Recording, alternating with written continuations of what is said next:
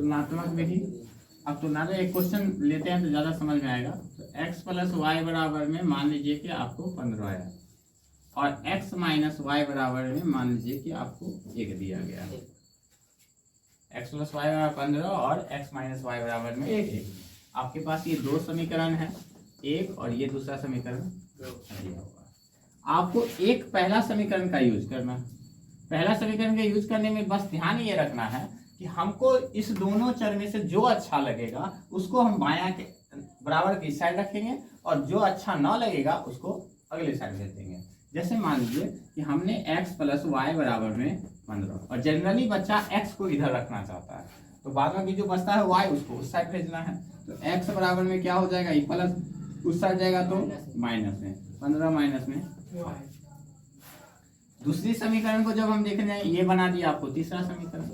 दूसरा समीकरण देखने जाएंगे तो x माइनस वाई बराबर में 1 है। अब इसमें अगर हम x रखें तो इसमें क्या रखेंगे, x ही रखेंगे, तो x बराबर में हो जाएगा। अब ये माइनस में तो उस साइड जाएगा तो प्लस में, तो 1 प्लस में y। ये समीकरण आपका बन गया चौथा। ठीक, अब आइए हमको यही चौथा, तीसरा और चौथा का यूज करके हमको x या y y का मान मिलेगा, हमको उसको निकाल लेना है। फिर x का मान अपने आप निकल जाएगा। कैसे? इसीलिए क्योंकि होता क्या है कि y का मान जो है जैसे ही इसमें रखेंगे तखनी x का मान दे देगा, चाहे इसमें रखें चाहे इसमें रखें, डिपेंड उसी पे कर रहा है। अब हमको देखने ये जाना है कि एक तरफ सर देख रहे हैं क्या, बराबर की साइड x बराबर है और यहाँ भी x है, दोनों में सेम टू सेम हो गया। इसका मतलब है एक पक्ष सर बराबर हो गया है, इसका मतलब है कि दूसरा पक्ष अपने आप बराबर हो जाएगा। तो अब उसको हम अगर देखने जाए तो समीकरण 3 एवं 4 से, तो अब x x दोनों तरफ है, इसका मतलब वो दोनों बराबर है आपस में, तो अब इस साइड वाला भी बराबर होगा। तो 15 माइनस वाई एक तरफ और एक तरफ 1 प्लस वाई। संख्या कह रहा है कि भाई मेरे दोस्त को आप उस साइड भेज दिए हैं, आप उसको इस साइड लेकर आइए। आप मेरे दोस्त को उस साइड भेज दिए हैं, आप उस साइड इसलिए जाइए। और अचर वाला का चर वाला कह रहा है कि आप मेरे दोस्त को अलग किए हुए हैं, आप मेरे को दे दीजिए। तो ये अपना दोस्त को अपने पास बुला लेगा और ये अपना दोस्त को अपने पास। तो ये प्लस में है तो इस तरफ आएगा तो 15 माइनस में 1।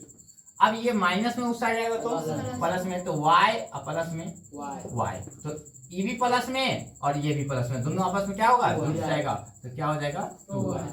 अब 15 एक प्लस में एक माइनस में, तो जब भी चिन्ह अलग रहता है क्या करते हैं, घटाते हैं। तो 15 में से कितना बचेगा 14।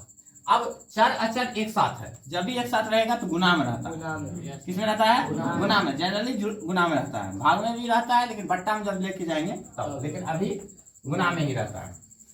अभी दोनों सटा हुआ है, एक तरह से देखिए सटा हुआ चर अचर सटा हुआ है, इसका मतलब बीच में नहीं कुछ है तो गुना करते हैं। तो ये गुना में इधर आएगा तो भाग में, तो y बराबर में लिखेंगे 14 बटा में 2, तो ये आ गया 7। तो y का मान आपका आता है 7।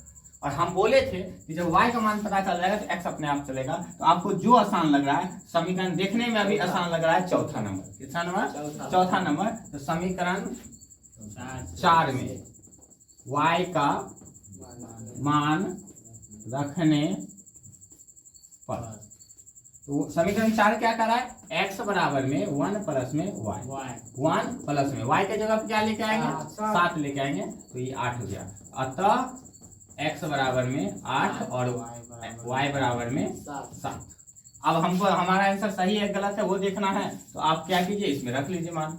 x के जगह 8 तो 8 रखें, y के जगह 7 है तो 7, 8 7 15, इधर भी 15 पूरा हुआ है। अब इसमें भी रखें, देख लीजिए x के जगह 8 तो 8, y के जगह 7 है 7 रखेंगे, तो 8 में से 7 हो जाएगा तो 1 बचेगा। ठीक।